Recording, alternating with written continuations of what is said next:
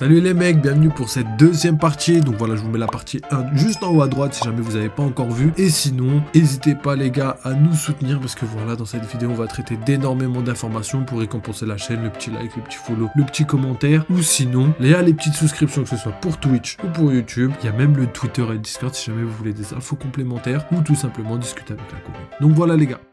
Ensuite, on continue, on va parler du Ragnarok, donc cette fameuse guerre civile qui pourrait arriver à Elbaf. Effectivement, il y a plein de choses qui nous fait croire que ça va arriver. On a vu des références aux dieux, déjà juste de base avec Loki. On a vu des références au dieu soleil, dieu soleil qui est censé mourir dans la mythologie viking pendant le Ragnarok, enfin juste avant le Ragnarok. Ça déclenche un petit peu le Ragnarok, donc c'est les signes avant-coureurs. Donc vous comprenez un petit peu qu'il y a des choses qui pourraient potentiellement arriver et qui seraient signe un petit peu du début du Ragnarok et de la fin, je dirais pas d'Elbaf, mais à la base d'Asgard. Donc voilà, il y a pas mal de choses. Il nous faudrait un serpent monde, il nous faudrait Thor. Peut-être que c'est Thor qui règne sur le trône et qu'en fait c'est lui le grand méchant et qu'il est potentiellement aussi puissant que son frère. Je sais pas, tu vois, il y a pas mal de choses qui est possible, tu vois. Et ça irait pas en contradiction avec le fait qu'il aura fallu tous les guerriers d'Elbaf pour arrêter Loki parce que peut-être que Thor n'est pas considéré comme un guerrier d'Elbaf, tu vois, et pourtant qu'il est aussi fort. Donc à voir, même si ça m'étonnerait, on verra bien, ou peut-être qu'il était là et qu'il est pas aussi fort que son frère tout simplement. Donc voilà, le Ragnarok, très très probable, on a potentiellement des signes avant-coureurs, on a vu des loups, on a vu des références étroites au mythe viking, donc je pense que c'est possible. D'ailleurs, on pourrait même basculer sur le fruit du démon que Loki a mangé. Donc comme je l'ai dit, pour moi, je pense que les guerriers d'Elbaf pensaient que le fruit du démon en question qu'ils avaient était un fruit de Nika entre guillemets, tu vois. Le fruit de Nika. Pourquoi ? Parce que voilà, Nika inspire, enfin plutôt c'est le contraire, c'est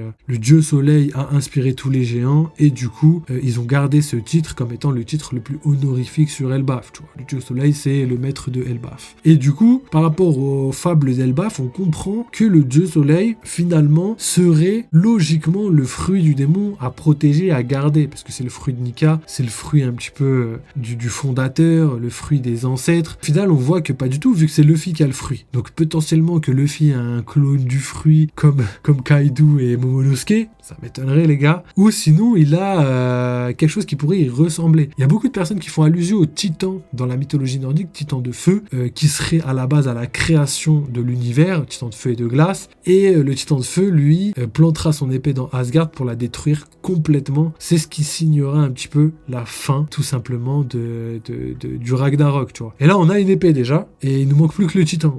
Donc potentiellement que Loki pourrait avoir tout simplement ce pouvoir. C'est quelque chose qui revient assez souvent. En tout cas, ce qui est sûr à 90%, c'est qu'au final, ce pouvoir soit tout simplement le pouvoir de quelque chose dans la mythologie viking pour rester en cohérence avec le reste du manga, tout simplement. Wano, Kaido, Dragon, la carpe qui monte au ciel, tu vois, vous avez capté. En tout cas, ça a l'air d'être quelque chose de très célèbre. Donc, est-ce que ça va juste être un Fenrir ? Est-ce que ça va être un serpent rouge de sang ? Est-ce que ça va être quelque chose d'autre ? Beaucoup de possibilités, mais ce qui est sûr, c'est quelque chose qui va rester dans l'univers viking, je pense. En tout cas, c'est ce que je crois intimement. Ensuite, Vivi par rapport au Mugi. Donc ça, je vous ai déjà dit les gars, dans la précédente vidéo, mais je vais le répéter parce que voilà, ça fait partie des théories. Vivi, pour moi, pourrait enfin rejoindre l'équipage au chapeau de paille. Pourquoi les gars ? Parce qu'en fait, la raison pour laquelle elle n'a pas rejoint l'équipage au chapeau de paille est en train actuellement d'être annulée, entre guillemets. Elle voulait pas intégrer l'équipage au chapeau de paille parce qu'elle aimait trop son pays, parce que si elle était pirate, il n'y avait plus de retour en arrière et du coup, elle était obligée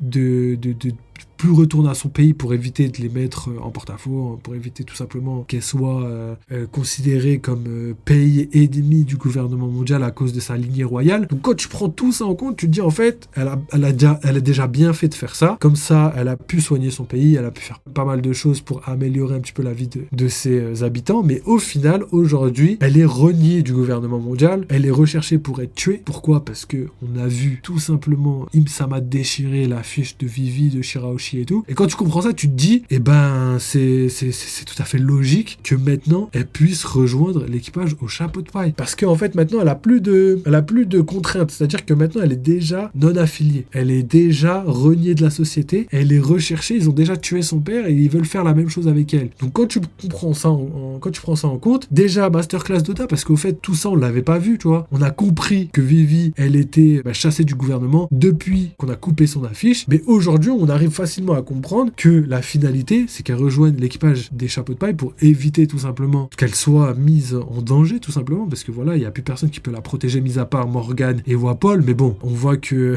l'amitié entre Morgane et Wapol, elle est un peu compliquée, donc tout ça pour dire que finalement, je trouve que Vivi rejoindre enfin l'équipage après toutes ces années d'attente serait la finalité de tout ce qui a été mis en place en amont. Et en fait, Oda voulait pas faire rejoindre Vivi dans l'équipage pour justement garder un petit peu des informations, des personnages aussi, pour assister à la rêverie tout simplement, tu vois. Et là, maintenant que ça a été fait, eh ben, il peut tout simplement faire venir Vivi dans l'équipage de Chapeau de Paille. Et là, elle a déjà commencé à envoyer un signal et potentiellement qu'elle pourrait se diriger à Elbaf. Et en plus de ça, ça donnerait à Morgane la possibilité d'avoir des informations sur Elbaf, la guerre civile qui potentiellement pourrait arriver, et en même temps déposer Vivi qui, elle, rejoindrait l'équipage des Chapeaux de Paille. Ça lui permettrait de survivre, ça lui permettrait de revoir ses amis, etc., etc. Donc vous avez compris que la finalité veut que Vivi puisse rejoindre l'équipage au Chapeau de Paille. Quand je dis ça, attention, c'est pour moi temporaire. Après, elle est déjà dans l'équipage au Chapeau de Paille, les gars. Pour les sceptiques, sachez que Oda la considère déjà comme un membre intérimaire dans l'équipage des Chapeaux de Paille. Donc, logiquement, c'est quelque chose qui pourrait aussi venir équilibrer le ratio garçon-femme dans l'équipage, pas mal d'autres choses. Et en plus, si on ajoute Lilith à tout ça, on a vraiment un équipage qui commence à être de plus en plus équilibré. Donc, je trouve ça plutôt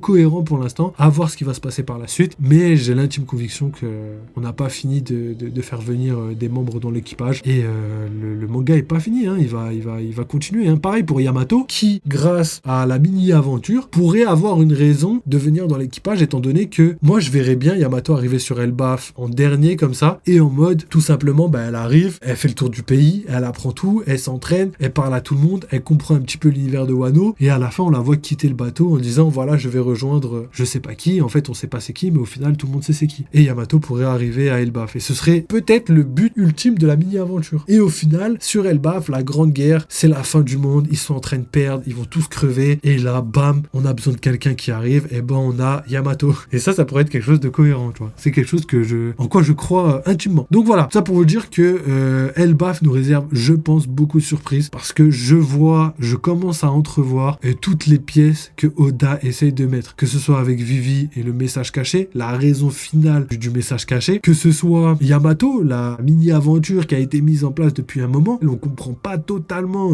la raison et la finalité, et ça commence à petit mettre tous les pions en place. Ensuite, on a Loki qui pourrait être soit le grand gentil, soit le grand méchant. Voilà, tout ça pour vous dire que avec toutes les informations que vous avez maintenant après cette vidéo, je pense que vous pouvez entrevoir un petit peu le futur, tel un Shanks qui arrive sur Kid, tout simplement.